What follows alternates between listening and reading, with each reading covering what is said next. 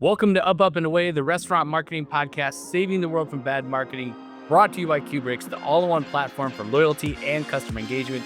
In today's topic, we are going to talk about inclusive menus, super serving guests with dietary preferences and allergies. This is a big topic, big topic, totally worth discussing. I'm super excited. We have Arun. He's the founder and CEO of Qubriux. He's a tech veteran with over 2 decades of experience. For Qubriux, he was the principal data scientist and architect for developing Starbucks' personalized customer engagement platform. I'm Rev Ciancio, hospitality marketing consultant, tech evangelist, content creator, co-founder and CMO at Handcraft Burgers and Brew in New York City, and also at Salad House in New Jersey. Hi, guy, friend. All right, everybody, listen. Full disclosure, if I hear one more restaurant say, we've got a vegetarian option, we've got Impossible Burgers, we're good. That's going to make me throw up, okay? We're going to start throwing gluten-free tater tots at those people. Look, it's not about checking a box with a single item, okay? It's about doing things the right way for the right reason. And more specifically, since this is a marketing podcast, getting the word out to those who it matters to, okay? We're talking about a whole universe of dietary preferences out there, including allergies. And if you're not super serving those guests, you're honestly leaving money on the table and probably some really hangry customers. Yes, exactly, Rav. So one thing is it's not just about avoiding certain foods. I have a peanut allergy, and then don't give me peanutty foods. It's much more than I don't have. I'm just saying. Oh, okay. I was like, oh, this is news. I didn't know. I mean, I'm saying it's all about understanding what's trending, what's coming up as the new variation of vegan food.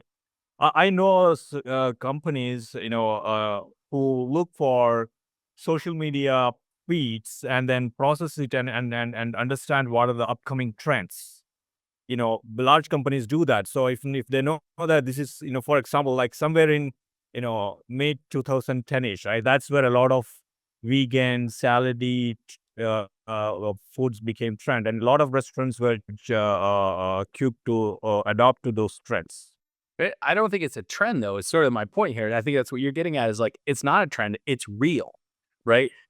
Exactly. So that is, it starts with the trend, right? So one of the things which big companies do is that they start monitoring and see, hey, is it becoming trend? So there is typically that curve, right? Initially, it's kind of a hype and then becomes an actual trend. Then before it becomes real. So some of the companies jump in early and then really like understand what's coming out in terms of preferences. Yeah. I mean, look, there were Impossibles at Burger King, whatever, like 7 or 8 years ago. So I think to your point, like it's not a trend. This is part of everyday dining now. You know what I mean? Okay, we're gonna dive deep into the world of dietary preferences and allergies. We're talking keto, paleo, celiac, gluten-free, allergy-friendly, vegetarian, vegan, low carb, low calorie, and all of the things in between. And we're gonna show you how not to just super serve those guests, but how to make them into your raving fans. Okay, Arun, let's start with the elephant herbivore in the room. Why are so many restaurants still stuck in the one veggie burger fits all mindset? I mean, there are more chemicals in some of these plant-based burgers than there are in like a can of tab of soda, if anybody remembers that. Exactly. I think it's partly because you're not capturing data or understanding the signals, right? Data is nothing but signals about what the actual like people want, the physical world signals. So you're not really capturing data about what is your current customers would want, and B, what is the new trends, what's happening out there, how many people who actually want replace the burger with a plant-based burger versus maybe they want to switch to a pure veggie burger with salads. You don't know the data, you don't know what it is, correct? And I think lack of data do not give you enough insights about what is the right food to include in your menu, and then it becomes purely based on your assumption. Listen, you will always talk about data, and I will always back you on data. But sometimes I think like data and insights becomes too big of a word for people. I'm gonna give you a simple example. I know a really great hamburger joint in Connecticut called Burger. It's called Burgers and Shakes. Okay, really great place. Little local joint. Okay, I walked in there one day and I was like, he has a hot dog salad, and I was like, what is a hot dog salad? And he's like, it's a salad, but the protein's a hot dog. And I was like, I've never seen that. He goes, that's what my customers are asking for. He's like, so look, we put grilled chicken on a salad. We'll chop up a burger on a salad. If somebody wants a hot dog on a salad, I'm going to chop it up. And he had enough people coming in asking for like, will you put a hot dog on your salad, that he put it on the menu. I mean, that's data and insights. It's rudimentary, but it's data and insights, right? I agree. Yes, exactly. That's same thing, right? So only thing is that you need to know how many people are asking, what percentage of the customer. Is it like two people asking out of 1,000 customers? You just need to have that. I mean, so again, that goes back to sort of establishing some sort of a framework for customer interaction. That could be your mail club. That could be your, that could be your email club. That could be a loyalty program. That gives, you can send a survey to your customer and say, hey, what do you want to see differently in our restaurants? What menu you want to see, correct? And always, I'm always an advocate of having some sort of a customer engagement framework, which gives you an opportunity and then which gives you a reason for engaging with customer. In the absence of that, you're like, hey, do you like my food or what else you want to do? That becomes a very haphazard engagement. Yes, exactly. It's a date, right? Yeah, and to your point, I think if you're not asking your guests for additional feedback, if you're making your decisions based on the small amount of feedback you naturally get, you're probably not looking at the whole story. And so I do think an increased amount of guest feedback in addition to purchase behavior is really the concentric circle of data you should be looking at. Exactly. That's right. Amen. Well, look, again, we talk about data, we talk about insights, but you can simplify the process, right? And I say all the time, I think restaurant marketing is 51% hunches and 49% data, right? We're probably right. If we have a feeling, if we sort of understand a little bit, if you don't know your guests already, there's kind of a problem, but it's data backed hunches. And so, yeah, guest feedback plus a little bit of art and science with your customer purchase behavior gives you a lot that you need to work with. Exactly. And then there's one more aspect to this, right? The way you, if you are sending any sort of marketing communications or any sort of promotional advertisement, then it makes sense that you sort of personalize that, and then don't promote me. If I'm a vegetarian, don't promote me hamburgers, right? This is very simple. So it makes sense to understand people's dietary preferences in all sort of your marketing communication. You can, and then avoid spamming people, avoid shooting in the dark, and then giving same kind of message to everyone. I'm gonna we're gonna take a little bit of a left turn. I actually don't agree with that statement. When I hear people say, "Oh, if somebody on your one of your guests ever orders vegetarian, don't send them content about steaks," I actually completely disagree. I'm happy to be wrong. I'm happy to have a different opinion, but actually think that's totally the wrong mindset. Because here's the thing: I love steak. I will eat steak for every meal, but I have plant-based friends, right? If I come to your restaurant and I order a steak or chicken or whatever protein, blah, blah, and I don't know that you have vegan or plant-based options, then I don't see your restaurant as a viable option for my plant-based friend or plant-based family member. And the opposite. If I am plant-based, it's actually, I think, even bigger deal. If I am plant-based and I have friends who aren't interested in that, but I know that you have just as good of a mouth-watering steak as that excellent, vegan, cauliflower steak that you have, then you've done a bad job of helping me expand my view of your restaurant. So I don't totally agree there. Now, I would agree that if you only sent the vegetarian pictures of steak, that's probably a mistake. But I wouldn't seclude those two buckets. I think that's very what you said, Rav, that makes sense. But the certain difference. What I want to bring in is that one is more like a marketing advertisement related to a menu, which makes sense to send to all. If I'm a vegetarian, still, it's great to know that you have certain great non-vegetarian burger options, which I can suggest to my friends. That makes sense. But it makes suppose you are giving me some sort of an offer saying that, hey, Arun, like 20% offer on a hamburger, and if I'm vegetarian, that doesn't make sense. That's where the line blurs. That's where it becomes, promotions become irrelevant, correct? And then your opportunity goes. That's all. There's subtle differences in terms of promoting my restaurants overall, and then telling about menu versus I'm giving you certain promotional discounts to certain products. That's it. 100% agree. Do not send the offer. Marketing, yes. Marketing communications, yes. Offers, no. Totally agree. And I think that's a really important distinction to make, because when I actually hear people say don't send the content, they don't put that part in, and that I think is the difference maker. Rev, so, as a restaurant owner and marketer, you've seen a lot of restaurants doing this well. So give some examples of what are the, specific niche market being served successfully here. Listen, I'm gonna start with my own example, because listen, anything I say on the show, I'm happy to be scrutinized against my own work. But like at Handcraft Burgers and Brew, um, my whole thing is how you do one thing is how you do everything, right? And so we spent all this time to curate our beer menu. We spent all this time to curate our burger menu. We spent all this time thinking about our fresh cut fries. We thought all about like we put all this time and effort into creating an experience that's on brand for us, right? What really makes me upset is when restaurants do that and then they go, "Oh yeah, we need a vegetarian option," and they just pick the first thing that comes to mind. Okay, we didn't do that at Handcraft Burgers and Brew. Okay, we're like, if we're gonna put all this time and effort into our food, that it's got to be great for every guest. It's got to be great for mom, dad, brother, sister, niece, nephew, uncle, mother, gluten-free, celiac, protein. We don't care. We want you to walk in and we don't care who it is, who you are, what you do, or how we want you to love it. Okay. So when we were like, listen, we're gonna have a vegetarian menu, we're gonna have a gluten-free menu, we're gonna have a alternate protein menu, we're gonna do all this. We didn't go get an Impossible Burger. We didn't even just go buy something off the shelf. Our veggie burger, Arun, it's awesome. You got to come eat it one day. It is made with 9 real vegetables. It's gluten free. It's GMO free, and we also smash it just like we smash our beef patties. So people come in, they eat it, and they've never had anything like it. Their mind is blown because they've heard about smash burgers, but they don't eat them because they're celiac or they're vegetarian or or whatever.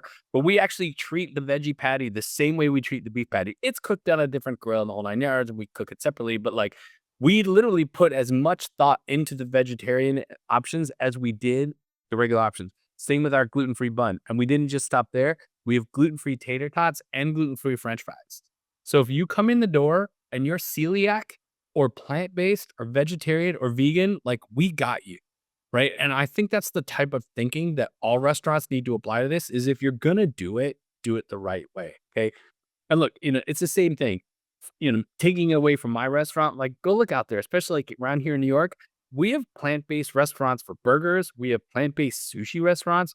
We even have a plant-based barbecue restaurant, and then, it doesn't have to all be salads. You know what I mean? Like plant-based, celiac, gluten-free, like they can all be awesome. They can all be delicious.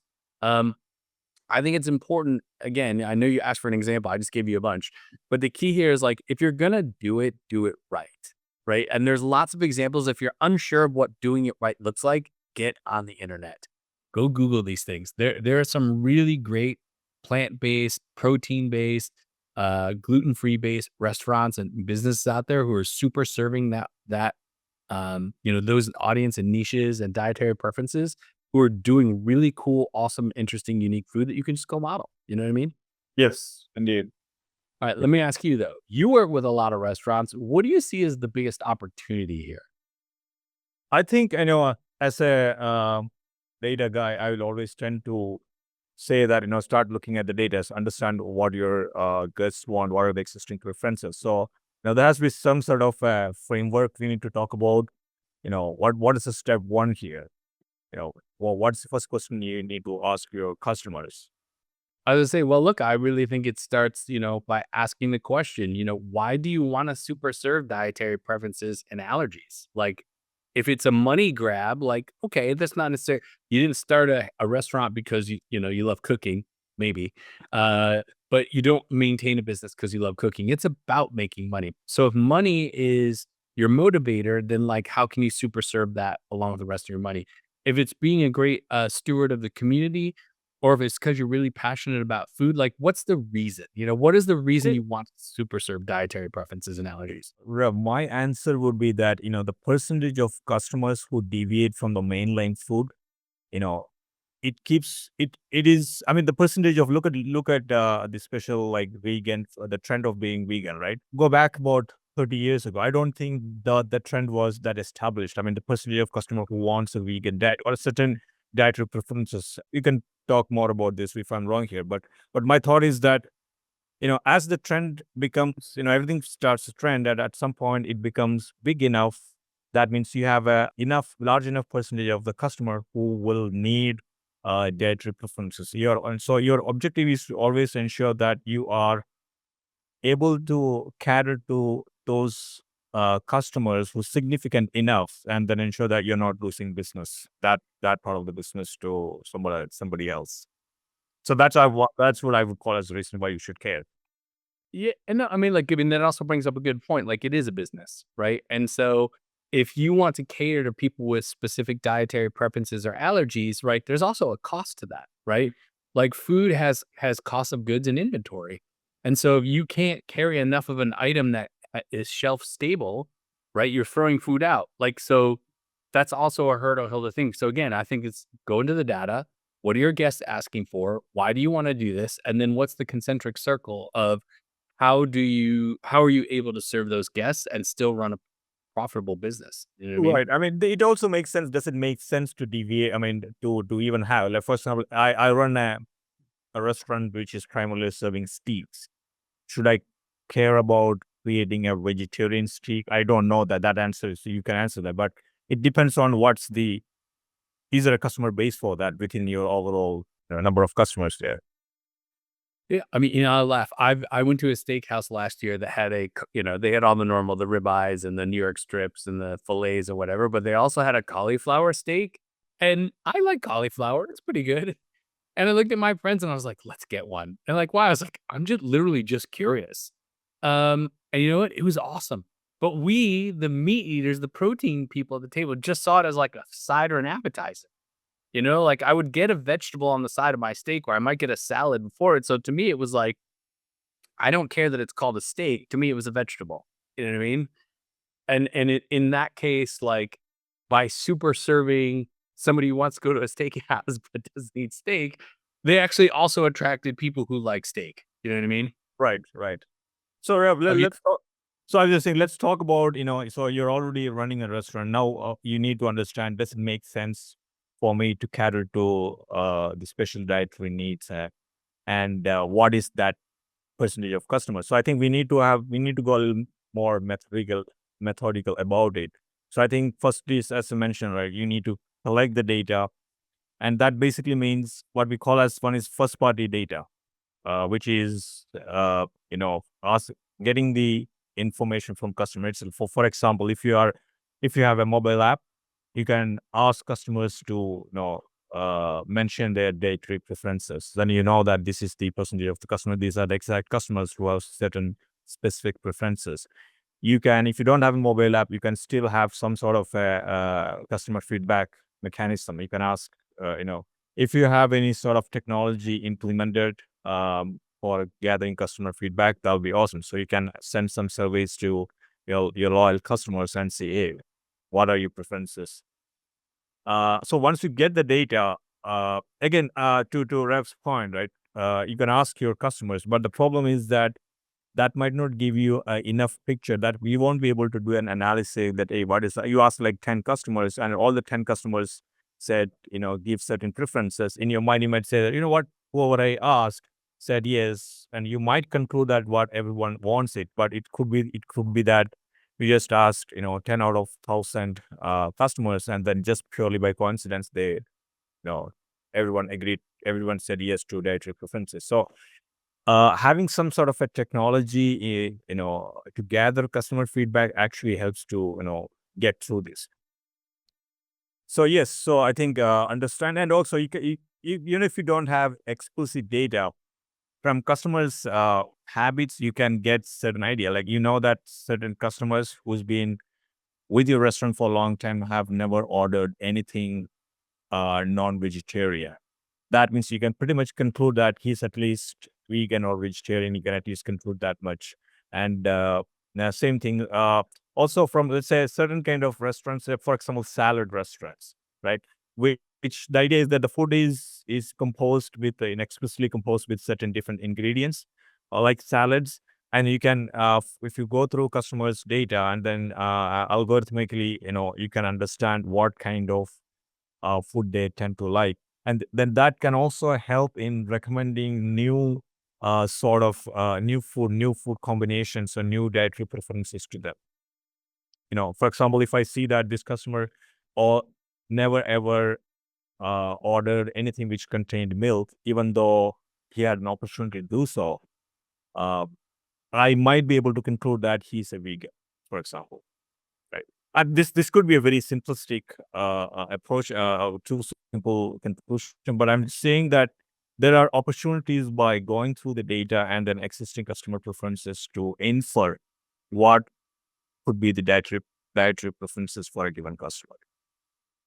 For sure. And on a higher level, I think asking every single guest for feedback is just good business practice, right? Because you don't know. And over time, the more, if you're asking for feedback on every order, over time, that feedback's going to become more and more and more and more relevant because you're getting more and more and more and more feedback, right? And then I think the missing opportunity here that a lot of people don't act on is you can ask your guests any question you want anytime, right? I don't see a lot of restaurants sending out surveys. Like, I would love it if once in a while McDonald's or Taco Bell, instead of sending me a promotional offer, is like, "Hey, can we ask you 5 questions about what you like?" That'd be amazing. Like, think about how big their database is. They get 1% of people who they send email out to, like, click the link and be like, "Yeah, I got a vegetarian friend," or "I wish the fries were less salty," or, you know, "I wish you more varieties of Fanta," or whatever. Like, if you're constantly asking your guests for feedback, number 1, and you're constantly asking them for specific feedback, your data gets better and better and better. And, you were just talking about going in and looking at consumer preferences based on purchase behavior. That's powerful. But if you couple that with tell me what you want, like, that is that's a concentric circle of the ability to make some really incredible decisions. Right. Exactly. And then, Rev, as I mentioned earlier, if you have, especially for, if you can afford, and if you're larger restaurant chain, it makes sense to have some sort of a, social media listening tool which listens to upcoming trends in menus and special dietary preferences, which is more like trendy, and then implement that on your menu. Otherwise, how will you know what's happening out there? For sure. For sure. Again, you can get drowned in data, you can look at the right data, but yeah, what else is happening in the marketplace outside of your four walls? Also highly relevant. And if you're like, listen, I ain't got time for this and I'm not a data scientist, there are companies out there putting reports out on a daily basis, like new food menu trends in restaurants. Just Google it. Like, latest food trends on restaurant menus. I guarantee there was an article published yesterday. like, and so, you and I are nerds. We're dorks. We like the data. We like the science. We'll give them it. But, like, it doesn't have to be that complicated. And again, going back to what I said, I think restaurant marketing is 51% hunch, 49% data. If you have an idea of what you think your guests like, a little bit of Googling, a little bit of guest feedback, like, it's easy to figure this stuff out. You know what I mean? Right, right, right. And by the way, Sriracha is still on trend. So, Like, Rev, so next part is the menu, right? So how do we, once we have some idea about uh what are these items which I need to include in my menu, how do we go about it? Like, we need to publish the menu, make it visible, make my customers understand this thing, changes in the menu, etc. Well, what do you typically, the process you undertake here? for sure, I do not believe in the dance. What was that baseball movie? If you build it, they will come. That is not how restaurant marketing works. Um, I think you actually have to put it out there so people know you have it, right? So, whatever the thing you've decided to add to your menu or augment your menu with, like, you got to put it on your website.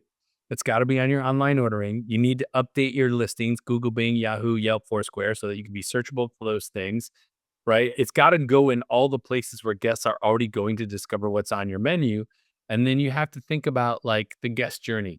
So if I'm a celiac, is it easy for me to find that on your menu, right? If you have kiosks in your restaurant, which we do at mine, is it easy for me to find those alternate options? We literally have a menu at Handcraft Burgers and Brew called the Alternative Way.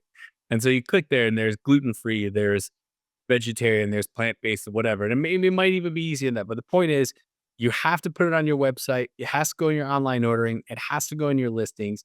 And you have to make sure that it's easy to find, but it's easy to discover, and it's easy for your guests to find. Like, that is super, super important. If you miss that step, right?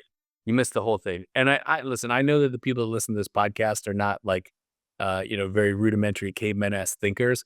But if all you did was put like a sign on the wall, we don't have veggie burgers, like you missed the point, right? Like if you're gonna take the time and effort to do something, do it right. Add it to your menu online, add it to your online ordering, reprint your menus, get it on your listings, make sure that it is out there so that guests can find it and you're discoverable by search engines. So important. Exactly. And there's one more thing, Rob. Once you made so much effort into, find out what is this menu and then add that into your menu list, now you have an opportunity to acquire more customers. Uh, Now, how do we do it? So I'm sharing few ideas here, which I've seen in practice. A, I think social media is best friend. If you go to any Facebook, Instagram, any of these meta sites, and even Google ads, you can actually find out customers who have got certain, uh, menu preferences, or it can actually suggest to you those audiences. If you go to their ad management software. Also, you can do one more thing. You can actually take your current customers who are uh, special dietary, who have the dietary preferences. You can create a segment out of that, upload that into social media at campaign manager, and then it will help you to find out locally customers who look similar as your existing dietary preference customers. So that is the second way to acquire new customers using this. Yeah, so you're talking about paid campaigns. Well, I think that's important. I think there's like three types of marketing channels to look at here, which is search, which is a little bit what I was talking about. You want people who are like gluten-free restaurant near me, right? There's owned channel, so that's your social media, that's your email, that's your loyalty, that's your app, that's your SMS, that's your listings, right? And then there's paid channels, right? And so I would kind of actually work in the opposite direction. I would make sure I'm optimized for search, which is added to the website, added on, make sure that I'm discoverable, right? Because that naturally happens in the background. I would then make sure I'm adding it to my own channel. So I want to move it into my marketing mix in email. I want to move it into my marketing mix on social media. I want to move it into my marketing mix on whatever other channels on marketing, app, SMS, etc., loyalty, and then paid.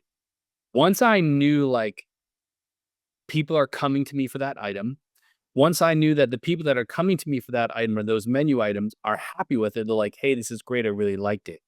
It's only at that point that then I would activate paid channels. And to your point, the whole lookalike audience thing, super powerful, right? Super powerful.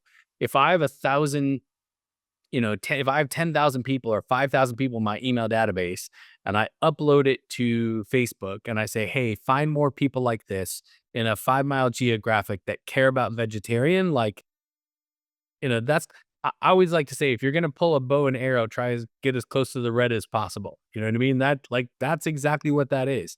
Take the data you have and use it in the best way to get as close to finding that person as possible. And honestly, I don't think enough people think about this. Um, Influencer marketing for this kind of stuff is huge. There are so many influencer accounts out there, like gluten free this and celiac that and protein based this and keto. Like there's a ton of people out there who their entire content is about dietary preferences and allergies. Like there's got to be one in your town. There's got to be, you know, find that person, find that influencer and get them in and let them go buck wild.